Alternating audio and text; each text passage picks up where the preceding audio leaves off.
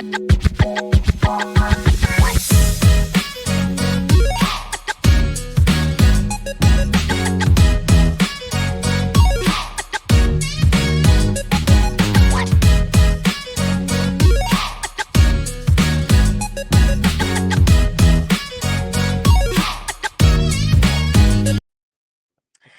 hello, hello. Welcome to Women in Transition Podcast. It is Dr. Sasheen, your host. Thank you for joining me this Thursday, which is when this video will drop. Thank you for joining me this Thursday as we talk about helping Gen X women find their peace so that you can live your next chapter and make it your best chapter. I'm Dr. Sasheen Mobley, and I'm so glad you are joining me. So today, let me get this off the screen. If you're listening to me and not watching me on speaker or wherever you get your audio podcast, welcome. Then come on over to YouTube sometime. Hang out, say hi. Let me know you're there. There we go. Let me know you're around. Subscribe to the channel. You can see my face. We can interact more. And yeah, you get a behind the scenes, which right now looks like Christmas decorations are still up because in some ways they kind of are. I have little snowmen over my shoulders. Anyway, what are we talking about today, y'all? Life expectancy.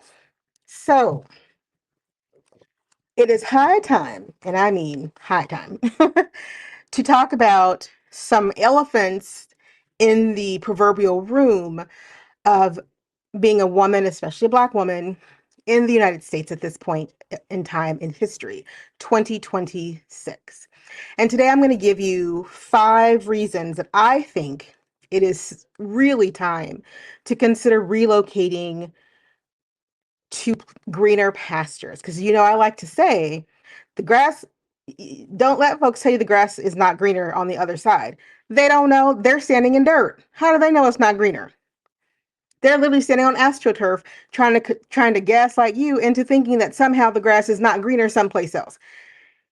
Ladies and gentlemen, if you're listening, let me tell you, there are places where the grass is not only greener, it's healthier for you. So today we're going to talk about an article that came out. Thank you to one of my amazing friends and followers, Garden Living with Cicely, who sent me this article, which I'm going to use as kind of a springboard to talk about the reasons why you need to consider relocation, especially after 45. Now, for those of you out there who might be in before 45, it's not that I think you're wonderful, but I'm talking to women of a certain age who have lived through some things and are currently living through some more things. Because unfortunately for us of the Gen X generation, we've lived through a lot of historical changes. In fact, because of the collapse of time and technology, we get real-time trauma. We've had real-time trauma going on in our lives since the 70s when most of us were born. And so it's a moment where, especially for the Gen X generation, it's important to start to ask some questions because we get really locked into doing things a certain way. And we think that this is the way that we should continue to do it because this is the way it has always been done. And so I'm trying to break some chains of thinking that say we have to continue to do it this way because we don't really know any other way to do it. I'm asking us to take a look around and see that there are other ways that history has shown us things can be done and other ways that you personally can do things. And one of the things that we want to look at, like I said, are some of the elephants in the room about life expectancy and what is happening on a very global stage, a very global stage. So let me make sure that we're live. I'm a one-woman show right now. Y'all know that. Eventually I'm going to be hiring an assistant to help with some of this back end stuff, right? But right now I'm a one-woman show. So, okay. There we go. I think, okay, so we're not, that's right. We're recording not live. See, this is the problem. I think I'm recording. That's what I checked on. Okay. So let us talk about this article that I read. Like I said, thank you to Cicely about life expectancy. And I was already going to talk about reasons that we need to talk about your relocation strategy. But this article really brought me some more information, but also some clarity. So the article itself is entitled New Report, Life Expectancy Years Shorter in the United States Compared to Great Britain. Let me pull up the bigger. There we go. as compared to the United Kingdom. Heart disease and overdose deaths among the leading contributors to the gap, which can be narrowed by policy changes. So this wasn't a doomsday article per se, and it's put out by John Hopkins Bloomberg School of Public Health. Johns Hopkins, y'all, not some fly by night somebody somewhere who doesn't know what they're talking about, but reputable, peer reviewed, fact checking organization, right? They're not just going to put something out for hyperbole. They're tracking statistics. They're tracking causes of death. They're tracking how long we're staying alive on the planet. And they're ringing a little bit of the alarm to say, hey, listen, it's entirely possible that y'all gonna die sooner. So anyway, the report goes on to talk about the ways in which the gap between the United States and the United Kingdom in terms of life expectancy has widened. And there's about a 3-year gap between the US and the UK in terms of life expectancy, and we're on the lesser end of the gap. That doesn't seem like a lot unless you're the person who's looking around going, so my counterparts across the big pond over there are going to live 3 years longer, and I'm what, 72? So, according to Johns Hopkins Bloomberg School of Public Health, life expectancy in the United States is on average, which means somebody's going to live longer, somebody's going to live shorter, on average is 78.6 years versus 81.3 years in England and Wales. 2.7 year difference, almost 3 years. Um, and that, like I said, it may not seem like a lot, but that's a lot. 3 years is a long time. As y'all well know, we were locked down for two of them, longest decade of our life, right? And it was only 2 years. So 2.7, almost 3 years. That's a long time. The life expectancy in the UK in 1984 was the same. Was the same. But the gap has widened over time, peaking in 2022, which pandemic, hello, which there's a difference of 4.7 years. It has now shrank a little, but we are still 2.7, almost 3 years apart in life expectancy. The report found the life expectancy gap, so why are we not living as long as our UK counterparts, fall into these categories: cardiovascular disease, heart health, structural conditions, life choices. The death rate due to cardiovascular health in the US is 38% greater than in the UK. I'll get to that in a minute. Overdose. That's not shocking, right? Gun-related deaths. Nobody who listens to me or anybody else or just turns on the news is going to be shocked to hear that our life expectancy is shorter because of gun deaths. Okay. And then motor vehicle crashes. All this darn space in this country. One of the biggest countries on the planet. Not the biggest, but we've got a lot of land mass. Got a lot of land, lots of roads, lots of byways. Still can't keep that stuff on the road. Still can't keep them on the road. Okay. So, the report goes on to talk about ways that the US could, I don't know, shrink the gap of life expectancy. And I think that this is very interesting. And if you want to read it, I'll link to it in the show notes so that you can read the whole report for yourself. Because it goes into some really interesting suggestions. It talks about how younger Americans are a little worse off and how men are worse off than all of us. So there you go. So women, ladies, Gen X folks. So we're already a little bit behind the eight ball when it comes to how long we're going to live based on our environment, based on the country that we're living in. So I did a little digging because I wanted to see where life expectancy, like where are we? Where are we in life expectancy? And I'm not going to bring this on the camera, but I'm going to talk about it for just a second. So our life expectancy, if you look at life expectancy of all the countries in the world, all right, of which the UK and the US are only two, okay? Out of all the countries in the world, where do we fall? Like, is it that big of a deal that we're down in the 70s somewhere? Well, yes, because in the top 10, their life expectancies are 85 plus. Expectancy is 85 plus. Female life expectancy in Monaco is 88.85 years. They're number one, by the way. But let's say you're not trying to move to Monaco because who can afford it?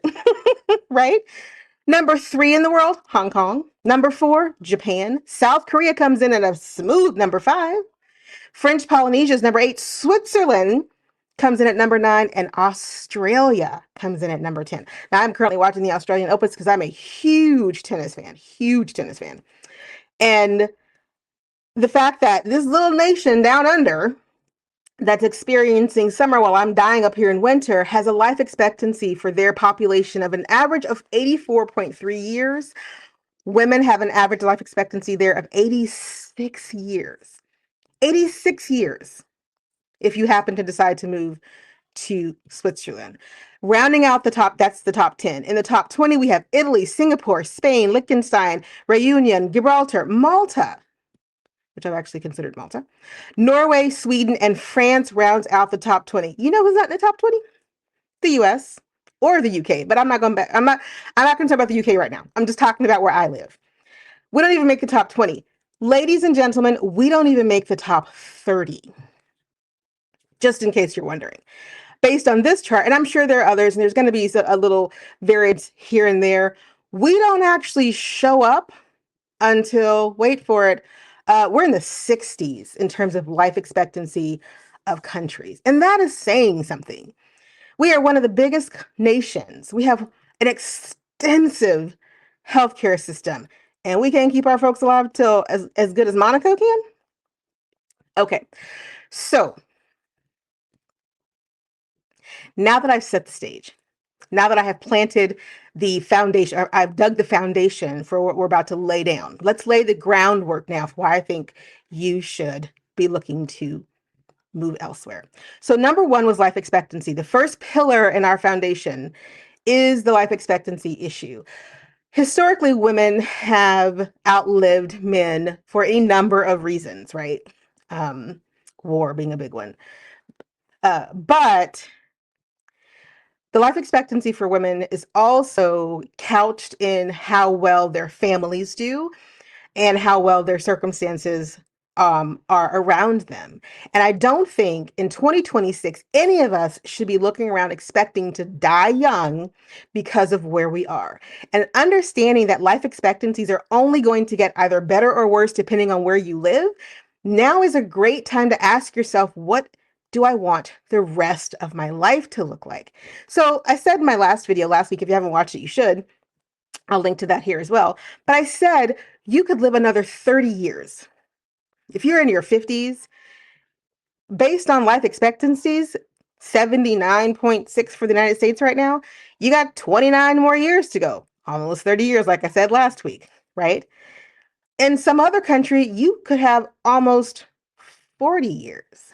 Maybe you are in Monaco or in the top 20, where the average life expectancy is 83, 85, 88. And all of a sudden, you got almost a decade to play with because your quality of life has gotten better. That's the second pillar, the second reason why we need to really talk and really think about the reasons to relocate. So last week I was talking about why you should retire early and that you need to know your numbers. You've got to know the real hard number of what you need to be comfortable and not just survive, but to be comfortable for the rest of your life. It is not enough to just be able to subsist on what you've got and kind of figure out a way to just keep subsisting. Because as we get older, life is not supposed to get harder, but our circumstances can make it harder for us to get older, right? And so our quality of life is that circumstance. And if you're living well now, but you're looking down the road at 20 years from now thinking, how do I keep living well when maybe I need a walker?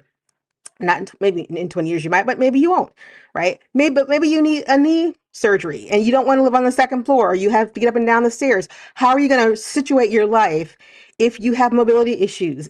If you just don't want to have to work all the time because you want to be able to go do things, but you're literally subsistence living because you don't have enough, because of the quality of the life that you have in the place that you live. So the quality of life issues, our health, our food supply, access to medicine, not medical care, just access to medicine. If you follow me, you know that I talked a couple weeks ago about the shortage of a certain medicine that I need to take. And the medicine itself isn't necessarily in a shortage in all forms, but it's the hormone replacement therapy estrogen patches. And so when I was talking to the pharmacist about it, for the pharmacy that I normally go to, she was telling me, because I was the only one standing there, that the issue isn't that they can't just get it from someplace else per se, because it's a supply side issue. It's not a distribution side issue. And because it's a supply side issue, their supplier is having issues getting what they need. Okay. Shortages of medicine that you need for your quality of life is a question that you need to have an answer for. So I had to call around. I called 5 different places looking for my medicine, which was running out in like 2 days. And in the end, I managed to go to a whole different pharmacy that I had never thought about before and get my medicine ordered. Whew, I was breathing much easier. But that woke me up really quickly to I wasn't expecting a supply side issue for this particular medicine. I don't know why I wasn't expecting it. I just wasn't expecting it. And the reality is I was doing my homework, and I do some homework because I like to do my research. The shortage is global of the patches, but the supply side, not the distribution side, the supply side shortage is global. It's a big issue. Why? Because more women are living longer and going through perimenopause together. We're going through it all together.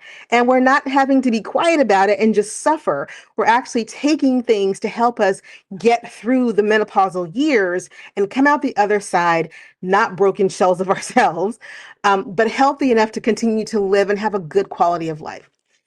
It is easier to get medicines in certain places. I'm sorry, if you're watching me and it's shaking, it's because I keep hitting the desk. It's my fault.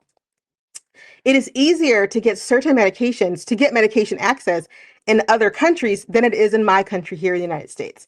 It can be very arduous and time consuming and costly to get access to life-saving or at least life comfort medications, right? Because for some medications, people are like, oh, well, you could just live without it. No, baby, we can't. It may not be important to you, but it is really important to me that I be able to get those patches, right? And for a lot of women, it is really important that they be able to get access to medications that allow them to have a decent quality of life. So if you are living in the United States and you haven't really thought about this, you need to start thinking about it, because the world is changing, beloveds. The world is changing.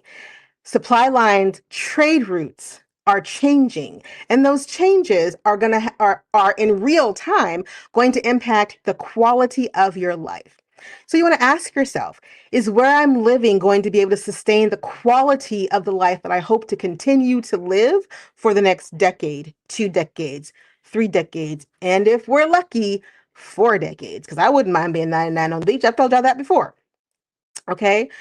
It is really imperative to be gentle with yourself as you have these conversations, but also to be honest about these conversations. It is the elephant in the room. The United States has made some choices that have allowed our life expectancies to start to drop. And those choices, you might think, I can do nothing about those choices. This is where I live. This is where I have to stay. I am team relocate your body if at all possible. I grew up in Missouri. I haven't lived in Missouri in 20 something years. Now, currently, I am one state over in Kansas, but I'm only back in this particular part of the country because of family. That's it. Otherwise, I wouldn't be here, because the world is big. And I want you to keep in mind that as you suffer and think about how much you can't do because of location, imagine the feeling of being able to not worry about it because of location. That doesn't mean other places don't have issues, but we've talked about this before and we'll keep talking about it. You have to stop believing that the grass can't possibly be greener on the other side of where you're standing, because that is not true. Yes, people have gone other places. I'm one of those people, have moved around other places and started over and had a great time and gone on because they didn't like where they were. Absolutely. It is okay to say, I want my quality of life to look better than it does now, or I want my quality of life now to not diminish because of where I'm living. That's a fair thing to say and a fair thing to act on. Okay, number 3 reason why you should seriously consider relocation. safety concerns. As I've mentioned several times before, I am not apolitical. If you are new to my channel, you should watch the very first video that's pinned when you come onto my page. It's called The New Rules of Engagement. I made that video right after the election in the United States last year. I stand by that video. Let me tell you. And part of that video was laying out the rules. Rule number 1, your peace is non-negotiable. Rule number 2, nothing and no one should be allowed to disrupt, I usually use curse words, but I'm going to keep it PG here, should disrupt rule number 1. Ladies and gentlemen, okay, now I am going to have to cuss. Shit has hit the fan. The disruption of rule number 1 is in full force. Safety concerns are not going to get better because past the moment that we're in, and the moment that we're in is a hard one. Let's be very clear.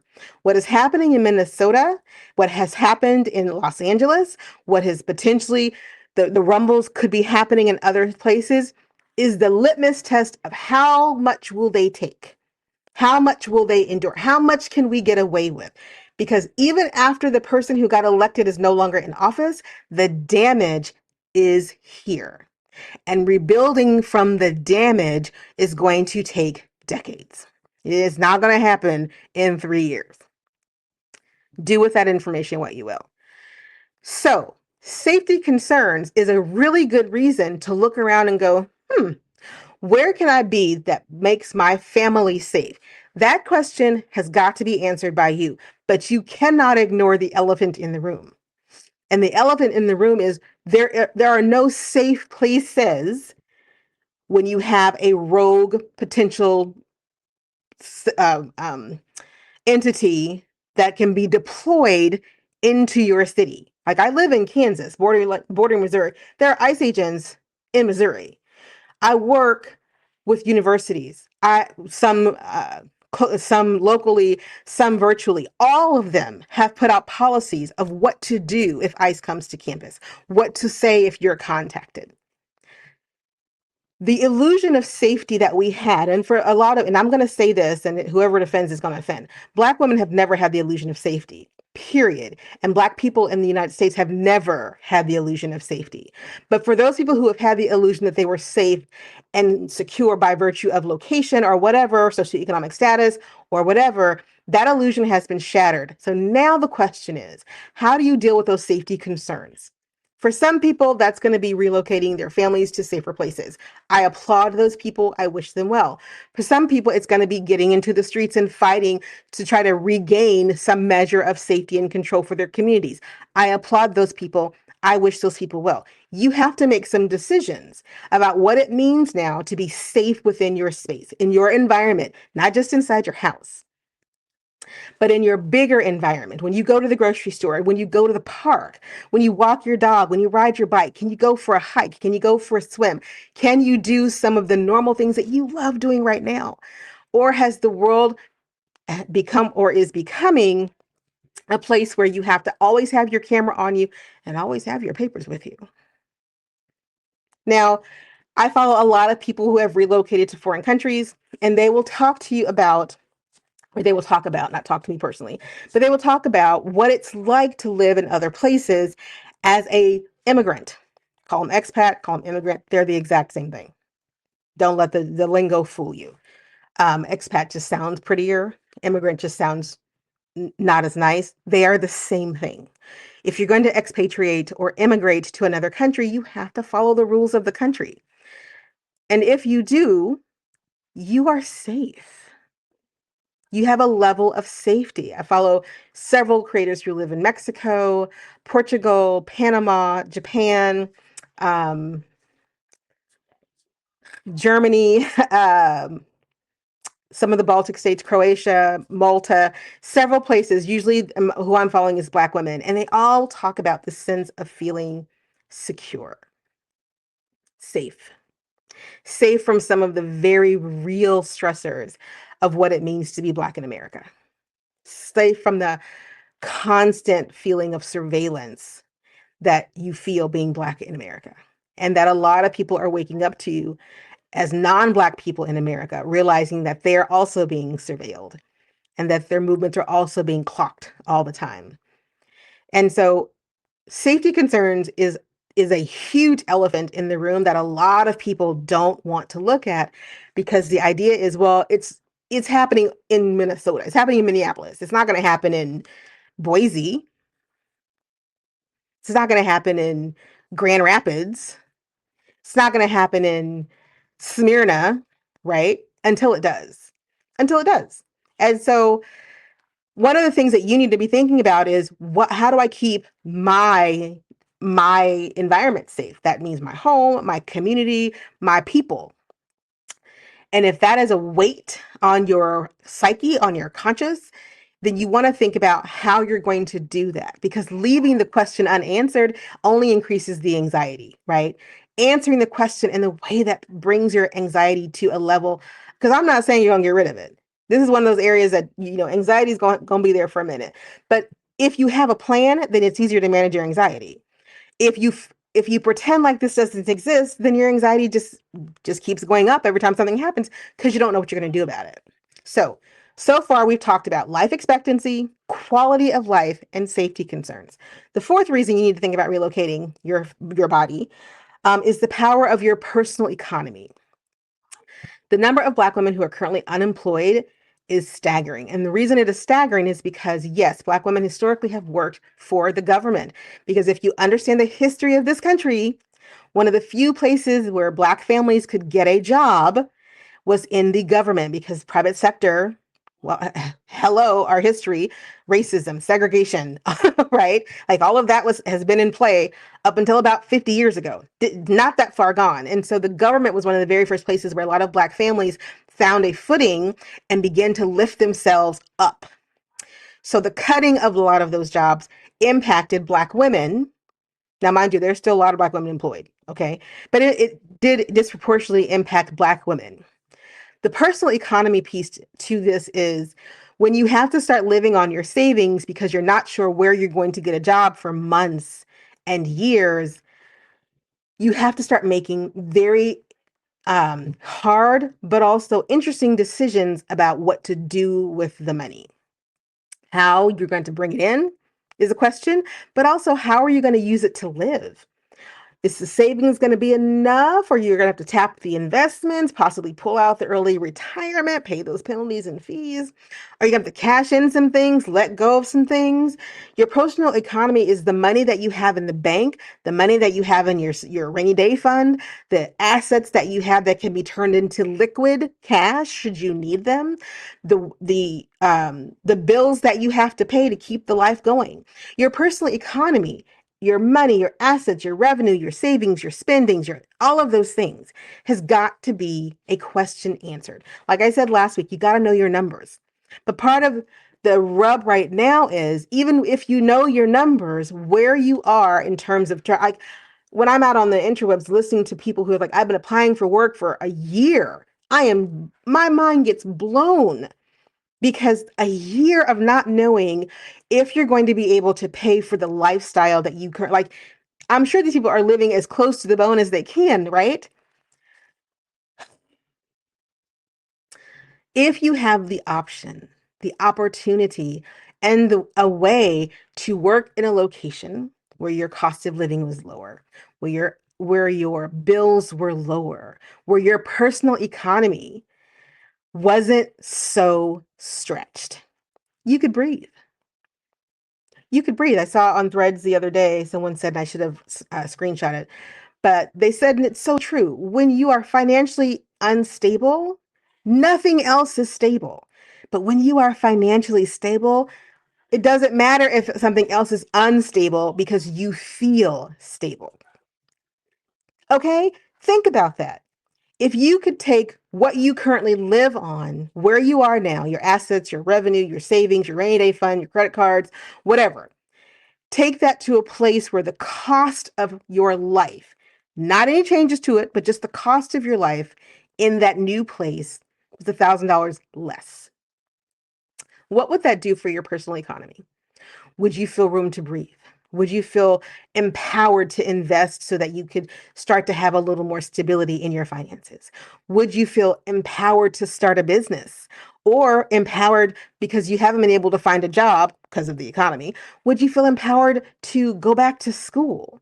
Would you feel empowered to write? I'm going to do a whole video about the arts and how we have got to and support the artists because the artists are the ones who are going to capture the moments and we can't let the moments be lost right now. But imagine what it would look like to take what you need to survive, your number, and plant you in a place where that survival was actually comfort living. Not luxury living, but comfortable. Enough to breathe, release, and figure out what to do next. What to do next. Do you not have your passport? Please get your passports, y'all. Please get your passports. Okay? Get your passports. All right. So number 4 was the power of your personal economy is a reason to relocate. And finally, the 5th reason that if you are over the age of 40, 45, Gen X, if you're over the age of 45, that you might really consider relocating, especially if you have children. Especially if you have children, is the future of your family. The future of your family. I have a child. I don't talk about him a ton. I've probably mentioned him more in the past week than I usually do. If you follow me on Facebook, you've probably heard me talk about him. I do not post pictures of him with his visage where you could figure out what he looked like from the front. It's my personal choice as a parent. I don't knock anybody for doing it. I just don't. But I think a lot about the kind of world he's growing up in. Young, biracial, Black man that he's going to grow into. And I think about Langston Hughes talking about his decision to relocate to Paris, Nina Simone and her decision to relocate to Europe. I think about Tina Turner and her decision to relocate to Switzerland. And one of the things that they always talk about is the feeling of being able to breathe, right? Being able to exhale, walking the streets, being in the world, the color of your skin, the person that you were born as, and that not being a reason to be afraid. Because I will tell you, as the mother of a biracial Black boy, I worry what he's going to encounter as he roams the streets of the country that I live in, and what that will look like for him as he grows and matures and chooses who he's going to be. And so, as you think about the future, if you have family, yourself, your parents, your kids, nieces, nephews, aunts, uncles, cousins, whatever the case may be, ask yourself at some point in time, unless you were brought to this country against your will, at some point in time, somebody in your family tree came here. They came here. Again, unless you were brought to this country against your will. I'm not talking to that segment of the population. I am talking to the segment of the population who had to get brought here, whose family had to make a choice, whether it was running from the potato famine, whether it was being pissy with King George, whatever. Your family had to make a choice to plant their seed in unknown territory. Now, we can talk about history all day long. For that, it's a bottle of whiskey and a conversation. Not here. But the mentality is very much the same. Your family tree has roots where it has the roots because someone in your family tree said, we're going to plant here and I'm going to just figure it out. And hopefully my generations will appreciate what I've done for them. If you were brought to a country against your will, you had no choice but to plant the tree in the soil and nurture it until it can grow into the freedom for your family. Those two trees have roots on them, have seeds on them now. Hi, that's us, 2026, who may need to blow in the wind and find different ground to start a new tree, a new legacy in a different place. Now, that is a big conversation that you may not be ready to have. But elephant in the room, birth rates are declining. They're plummeting. There are a lot of families that in 2 decades are going to be like, who was that again? Because I'm the last of, right? There are a lot of family trees that ain't going to be treeing. They ain't going to be treeing no more. As the seeds of the current family trees of our families, it is a question that does require an answer. In order for your family tree to continue to thrive and survive, is it buried in toxic soil and dying anyway? And so, therefore, moving it is a really good idea, whether that's from one state to another, one hemisphere to another. Is it time to start your own tree? Because the tree that you're attached to is toxic or dead and dying, and you're just like, I can't continue that on. I can't continue that on. I need to go someplace and plant for me and then hope that whoever comes off my tree in 70 years looks back and says thank you. Right? Whatever your tree analogy may be, the goal here is to plant something so that future generations have a chance. Not just a chance, can thrive, can literally thrive. I'm going to wrap this up, but one of the things that I think about often is that my son will go to college one day. His mother, he's going to go to college. Maybe. Yeah, he's going to go to college. Anyway, and I think about the places in the world where he could go to college. And as I'm in higher education, and so I'm getting a lot of information about the state of higher ed and the state of STEM and countries offering education and the cost of things and the quality of education. I'm very fortunate and thankful that I have the knowledge to know that my son is probably going to go to college in another country because of the quality of the education that I want him to have. What does that mean? It means that at some point I'm about to plant my tree someplace where I can put him and where I want him to be. These elephants are not going to go anywhere. They're in the room now. They are in the room. They're running all over stuff. Actually, they're probably not because elephants are actually pretty polite for for a large pachyderm. But they're in the room and they're begging you to acknowledge that they're at least there, not to try and solve all the pieces of them, but to recognize that we are at the crossroads. And anytime a culture is at the crossroads, and we are at a crossroads, there are going to be ups and downs, ebbs and flows, and people have to make very personal choices. Very large choices, but very personal choices as well about how they're going to ride those ebbs and flows and how they're going to come out the other side of the history. We are very fortunate in that we can look back on a lot of what we see now and see it happening before. We're unfortunate in that we can look back on a lot of what we see now and see it happen before, right? It's fortunate and unfortunate at the exact same time. But your job, what you have got to do, excuse me, my nose itches, what you have got to do is decide the reasons to either stay or go. And I'm not one who likes to say, you've got all the time in the world to figure it out, or let me take that back. I'm usually the one to say, you've got the time. Life, you figure it out and then go do something. But I feel like action is really important these days. That historically, we've had a ton of time for the moment that we're in to figure out what to do about it, to stop it from happening. We didn't. To not repeat it, we are. And so, since it's just a repetition of something that's already happened, what to do next isn't that far fetched, right? Either you get off this particular timeline and try to plant something someplace else, or you stay and struggle through it and hope that we come out the other side better than what we came in. There's some countries out there who'd like to have a word with you about how long that's going to take, by the way, because they've been there. They've been through some things that we haven't gone through, but here we are. So as you're contemplating what to do, you might feel like, okay, that was a lot.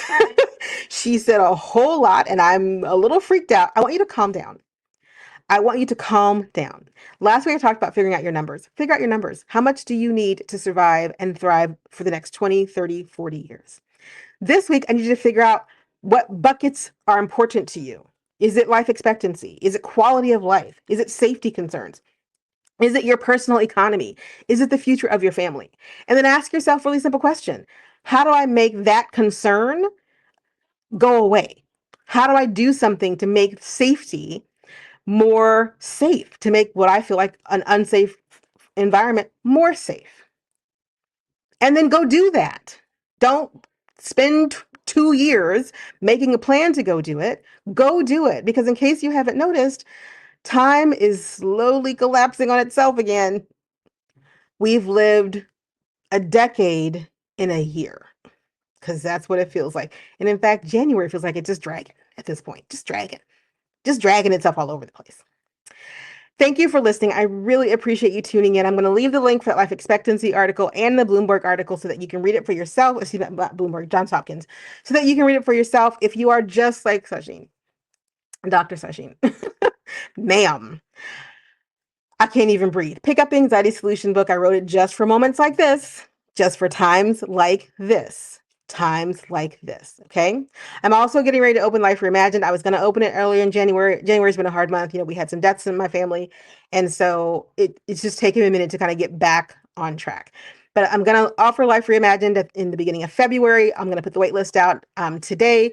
Get on the wait list. It is not free this time. If you want to come into Life Reimagined, where we work through 6 areas of your life that you need to work out so that you can have the next best chapter of your life on the table, ready to rock and roll, then this is for you.